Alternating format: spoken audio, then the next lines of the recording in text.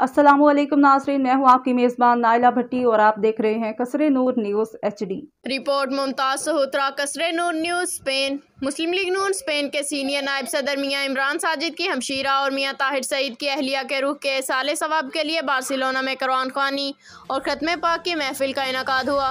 महफिल में मुस्लिम लीग नून स्पेन की क़यादत समेत स्पेन की सियासी समाजी शख्सियात ने शिरकत की। मुस्लिम लीग नून स्पेन के सीनियर नायब सदर मियाँ इमरान साजिद की हमशीरा और मियाँ ताहिर सईद की अहलिया की रूह के साले सवाब के लिए बार्सिलोना में कुरान ख़वानी और ख़त्म पाक की महफिल का इनकाद हुआ। महफिल में मुस्लिम लीग नून स्पेन की क़यादत समेत स्पेन की सियासी समाजी शख्सियात ने शिरकत की। महफिल पाक में लंदन से मियाँ शाद गोगी, मोहम्मद आसिफ, कामरान विक्टर ने खुसूसी शिरकत की। महफिल के आखिर में दावत इस्लामी स्पेन के निगरान मोहम्मद अरशद अत्तारी ने मरहुमा के रूह के साले सवाब के लिए इज्तिमाई दुआ भी करवाई। शुरका के लिए इफ्तार डिनर का भी एहतमाम किया गया। मियाँ इमरान साजिद ने तमाम शुरका का शुक्रिया अदा किया जो इनके दुख में शरीक हुए।